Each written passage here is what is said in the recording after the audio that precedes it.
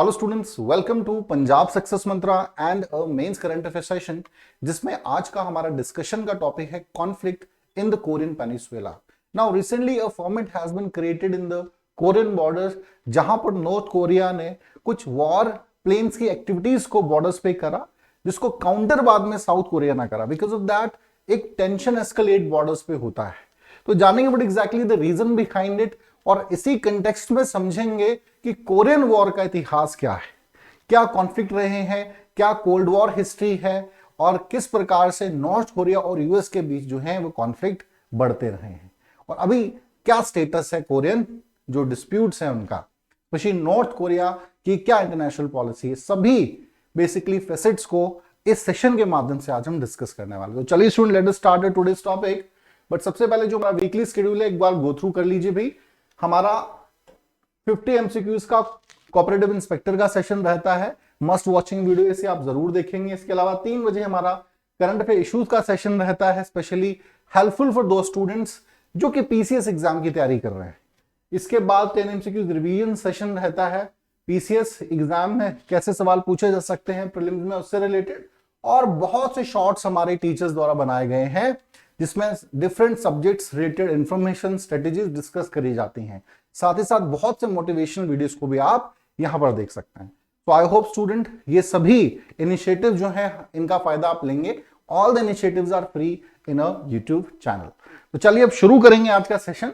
सबसे पहले जानते हैं ना what recently happened. Now recently north Korea flew 12 war planes near the borders of, जो बॉर्डर है साउथ कोरिया का, वहां पे 12 वॉर प्लेन्स को जो था उन्होंने उड़ाया।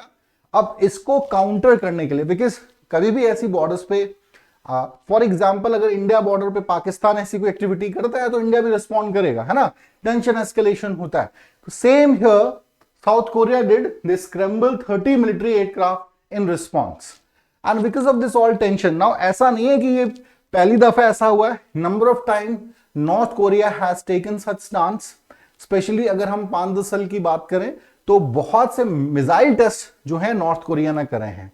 And in order to counter these kind of activities of north Korea, कहीं ना कहीं साउथ कोरिया को भी अपना जो स्ट्रेंथ है वो दिखाना पड़ता है ना।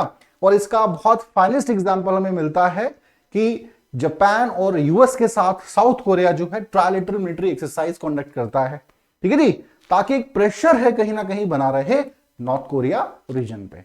ये तो हमने बात कर ली करंट कंटेक्स्ट की।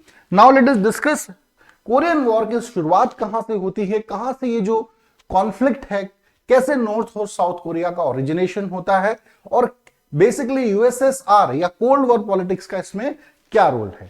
तो सबसे पहले हम बात करेंगे भाई जापान का जो इंपीरियलिस्टिक अप्रोच थी, है ना।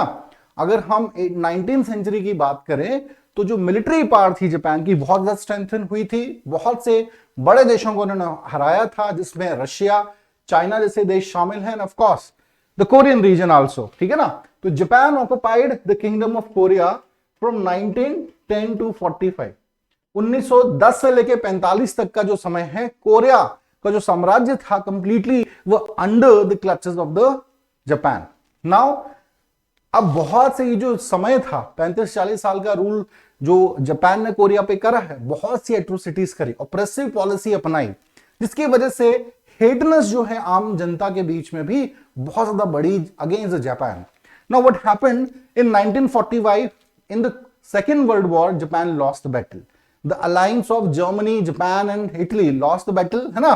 तो यहां से जो थे कि जड़ें मजबूत कमजोर होगी जापान की, इवन इन कोरिया, ठीक है जी। इसके बाद जो है याल्टा समिट होता है, जिसको हम फर्दर डिस्कस करेंगे।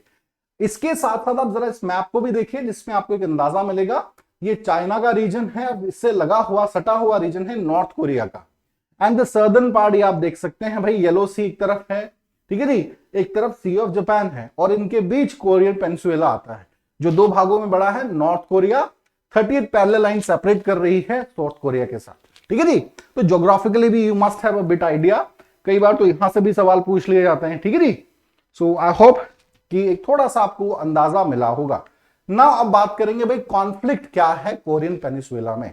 जैसा मैंने कहा, शुरुआत कहीं ना कहीं जापान की वजह से हुई थी, and still people of Korea जो है हेटनेस रखते हैं जापान की तरफ, है ना, still they have a conflict. South Korea have a sound relation with Japan, but north Korea जो है उनके अभी भी जो है खटास भरे संबंध इंटरनेशनली हैं जापान के साथ। नाउ जो सबसे बड़ी प्रॉब्लम थी वो थी cold war rivalry of super powers. Now what happened after the second world war? Two bipolarism हुआ, टू सुपर पावर इमर्ज्ड, है ना, जिसमें यूएसए एंड यूएसएसआर का नाम हम सुनते हैं। Now one side of Korea was supported by USA and the other was supported by USSR, और यहीं से जो है कोरिया का डिवीजन की नींव जो है वो पड़ जाती है। नाउ जैसा मैंने कहा, याल्टा कॉन्फ्रेंस साइन हुई थी after the second world war in 1945, जिसमें all the allied powers agree to establish a four-power trusteeship over Korea, a four-power trusteeship over Korea, ये याल्टा कॉन्फ्रेंस में डिस्कस करा गया। नाउ ये जो राइवलरी थी ये बॉर्डर्स पर ही नहीं थी, ये आइडियोलॉजिकल भी थी, ठीक है ना, because there was a threat of spread of communism. ये डर लगातार वेस्टर्न नेशंस को था कि जिस तेजी से चाइना में कम्युनिज्म बढ़ रहा है ना, रशिया तो लीड कर ही रहा था, चाइना में भी पूरा कम्युनिज्म बढ़ा है, और ये डर था कि पूरा जल्दी ही पूरा कोरियन रीजन जो है वो भी आपके कम्युनिज्म की चपेट में आएगा, और ऐसा होना भी था। Here USA played an active role, तो जो सर्दर्न पार्ट था कोरिया का, ठीक है जी, वहां पर रशिया ने यूएसए ने सपोर्ट करना शुरू कर दिया, ताकि जो है काउंटर इस रीजन में अपनी प्रेजेंस को वो बनाए रखें। तो अब क्या हुआ कि नॉर्दर्न जो कोरिया रीजन है इसको सपोर्ट करा यूएसएसआर ने, ठीक है जी, USSR supported the northern region, ये जो पार्ट आप देख पा रहे हैं इस मैप में, and southern part, southern Korea, तब सदर्न कोरिया नहीं था, हम रीजन के हिसाब से बात कर रहे हैं ना, तो इसको यूएसए ने सपोर्ट करा। USA was a major power block in international relation in that time, है ना, दो महाशक्तियां थी उस समय। तो अब हुआ क्या, लीडरशिप भी यहां पर जो प्राइमरी लीडर थे इन रीजन्स के उनको फीड करना शुरू करा। उनकी जो आइडियोलॉजिकल अट्रैक्शन था टुवर्ड्स दिस आइडियोलॉजी कि यहाँ की जो नॉर्दर्न रीजन है क्योंकि क्लोज है चाइना के, है ना, तो यूएसएसआर ने अपनी कम्युनिस्ट आइडियोलॉजी को यहां फैलाया। साउथ की बात करें तो लिबरल या कैपिटल अप्रोच को बढ़ावा सदर्न रीजन में मिला, ठीक है जी, और ये आइडियोलॉजिकल क्लैशेस की भी वजह से कहीं ना कहीं जो है ये कोरियन पेनिसुला दो भागों में बढ़ गया था, ठीक है जी। चलें जी, अब जरा बात करेंगे लीडरशिप की। लीडरशिप के बारे में भी जानना जरूरी है। देखिए अब क्या था, कहीं ना कहीं एज जो था वो आपकी कम्युनिस्ट आइडियोलॉजी को था, क्योंकि अगर हम ज्योग्राफिकली बात करें चाइना के साथ सटा है, there was a rise of communism in China in that time, and from that place, मतलब चाइना से होते हुए ही यूएसएसआर बढ़ावा दे रहा था कम्युनिज्म को कोरिया में भी। लेकिन हुआ क्या, in 1949 anti communist ideology raise in Korean, specially in the south Korean region which was supported by USA, और उनके जो प्रोमिनेंट लीडर थे इस आइडियोलॉजी के, ठीक है ना, वो थे सेंगमीरे, जो कि डेमोक्रेटिक राइट्स की, लिबरलिज्म की, कैपिटलिज्म की बात कर रहे थे। आगे बढ़ना है तो इस अप्रोच को हमें फॉलो करना ही पड़ेगा, ठीक है ना, ये इनका कहना था, and he became the first president of south Korea. On the other side जो नॉर्थ कोरिया रीजन है, कम्युनिस्ट आइडियोलॉजी किम इल संग की लीडरशिप में बड़ी तेजी से फैल रहा था, ठीक है जी। तो यहां पे क्लैशेस जो थे होना साउथ और नॉर्थ के बीच शुरू होते हैं। Now what happened in the war, Korean war की बात करेंगे तो जैसा मैंने कहा 1950 में बेसिकली जो था यूएन रेजोल्यूशन होता है। 1952 में India propose UN resolution, peace treaty की आप जो है दो भागों में से बांट सकते हैं, टेबल्स पर इसको निपटाएं इसको, ठीक है ना कि बैटल ग्राउंड में। नाउ व्हाट हैपेंड कि भाई north Korea have made surprise attack over the south Korea, और ये आप देख पाए तो ये जो रीजन है, ठीक है ना, ये रीजन जो है पूरा जीत लिया, और धीरे धीरे ये जो ब्लू लाइन आप देख पा रहे हैं यहां तक कब्जा, मतलब ऑलमोस्ट पूरे साउथ कोरिया पर नॉर्थ कोरिया ने अपना अधिकार कर लिया था, ठीक है जी। तो अब हुआ क्या कि यूएस क्योंकि नहीं चाहता था कि ये जो लीड है साउथ कोरिया में उनको मिल रही है वो उनके हाथ से जाए, दे सपोर्टेड साउथ कोरिया। उन्होंने यूएस फोर्सेस को भेजा, डगलस मेगार्कर जो कि एक बहुत फेमस जर्नल थे उस टाइम के, इन्होंने पूरे नॉर्थ कोरिया की जो फोर्सेस थी, है ना, इनको यहां पे पीछे खदेड़ दिया, जो कि यूएसएसआर के द्वारा बैग्ड थी, उनको खदेड़ दिया। And now this region of north Korea, यहां तक जो आप येलो लाइन देख पा रहे हैं, यहां तक साउथ कोरिया ने अधिकार अपना कर लिया।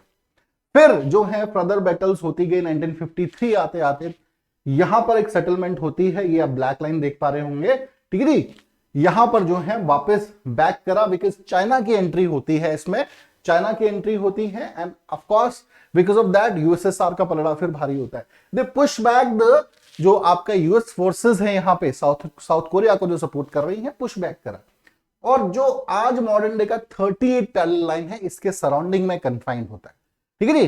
एंड फर्दर जो है पीस ट्रीटी साइन होती है, आमासाइटेक 1953 पारित किया जाता है और ये मान लिया जाता है कि भाई ये एक जो है बॉर्डर लाइन रहेगी। हालांकि both nation didn't agree on this, border नहीं मानते हैं, लेकिन एक आज के कंटेक्स्ट में बात करें तो 38 parallel line is consider the border line between north and south Korea. ये वो रीजन है 38 पैरेलल लाइन का, पूरी दुनिया का सबसे ज्यादा हैवी मिलिटराइज जोन है। पूरी दुनिया में सबसे ज्यादा मिलिट्री जहां देखने को मिलेगी वो नॉर्थ साउथ कोरिया का ये 38 पैरेलल लाइन का बॉर्डर है, ठीक है जी। Now with the span of time what happened, यहां पर हम देखेंगे कि because of the capitalist, because of liberalistic approach, है ना, डेमोक्रेटिक राइट सिक्योर हुए, हर क्षेत्र में साउथ कोरिया बढ़ता गया। आज साउथ कोरिया का चाहे के ड्रामा की बात करें, के पॉप की बात करें, कोरियन टेक्नोलॉजी की बात करें, हर क्षेत्र में जो है कोरिया, साउथ कोरिया बहुत तेजी से आगे बढ़ा। On the other side north Korea में क्योंकि रिस्ट्रिक्शंस थी, कम्युनिस्ट आइडियोलॉजी थी और डिक्टेटरशिप भी रही है यहां पे, है ना। किम इल संग जो थे उनकी लीडरशिप में बाद में अभी उनके जो पोते हैं, है ना, वो सत्ता संभाले हुए हैं।